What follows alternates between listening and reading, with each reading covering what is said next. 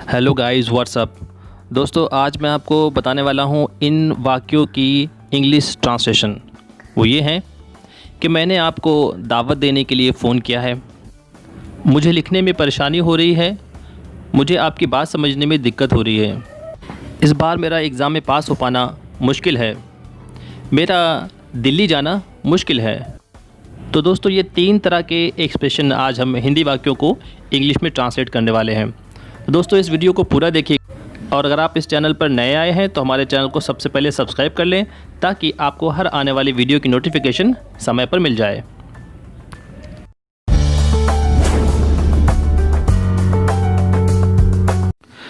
तो चलिए वीडियो शुरू करते हैं।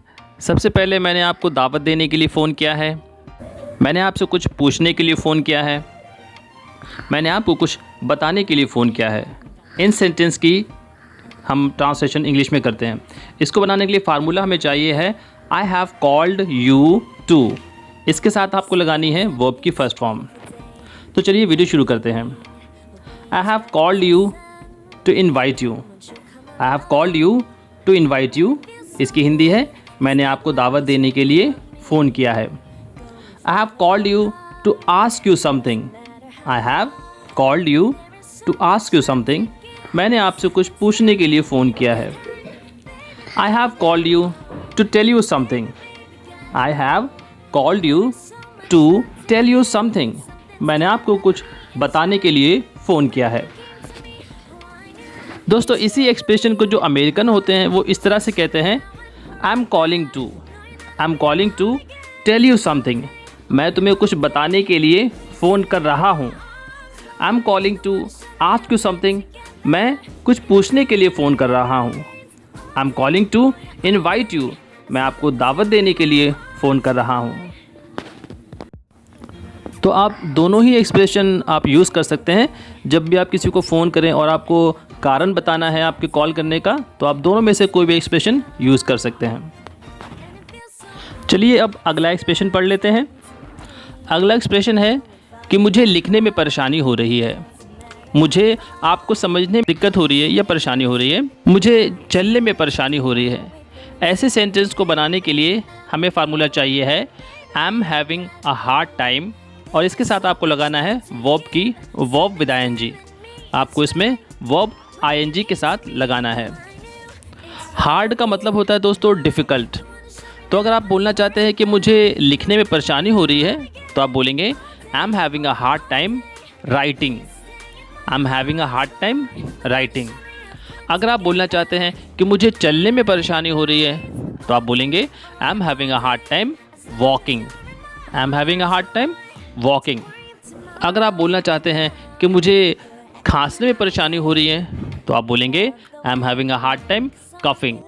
अगर आपको बोलना है कि मुझे निगलने में परेशानी हो रही है, जैसे आपको सर्दी होती है तो आपके गले में दर्द होता है, तो आप खाना तो क्या आप जो लार बनती है वो भी नहीं निकल पाते हैं, तो आप उसको बोलेंगे I am having a hard time swallowing. I am having a hard time swallowing. Swallow का मतलब होता है निगलना। चलिए अगला एक्सप्रेशन पढ़ते हैं। अगला एक्सप्रेशन है कि मेरा आपकी शादी में आ पाना मुश्किल है, इस बार मेरा एग्ज़ाम में पास हो पाना मुश्किल है। अंग्रेज़ी सीखना मेरे लिए बहुत मुश्किल है। इन सेंटेंसों को बनाने के लिए आपको फार्मूला चाहिए है ये it is hard for me to. It is hard for me to और इसके साथ आपको लगानी है वर्ब की फर्स्ट फॉर्म। तो अगर आपको बोलना है कि मेरा आपकी शादी में आ पाना मुश्किल है तो आप बोलेंगे it is hard for me to attend your wedding. It's hard for me to attend your wedding. मेरा इस बार एग्ज़ाम में पास हो पाना मुश्किल है, तो आप इसको इस तरीके से बोलेंगे it is hard for me to pass the examination this year. मेरा अंग्रेज़ी भाषा सीख पाना मुश्किल है। It's hard for me to learn English language. It's hard for me to learn English language. मेरे लिए आपको समझा पाना मुश्किल है। It's hard for me to explain to you. It's hard for me to explain to you. दोस्तों, अगर आपको वीडियो अच्छा लगे तो आप प्लीज़ इसको लाइक ज़रूर करें और अपने दोस्तों में भी शेयर करें। और दोस्तों, अगला वीडियो हमारा देखना बिल्कुल ना भूलिएगा क्योंकि अगले वीडियो में मैं आपको बताने वाला हूँ इंग्लिश बोलने के फ़ायदे क्या क्या हैं। तो यार दोस्तों, अंग्रेज़ी बोलने से क्या क्या हमें बेनिफिट हैं, क्या क्या फ़ायदे प्राप्त होते हैं, हम वो बात करने वाले हैं। तो दोस्तों मिलते हैं अगले वीडियो में, तब तक के लिए thank you, goodbye, have a nice day.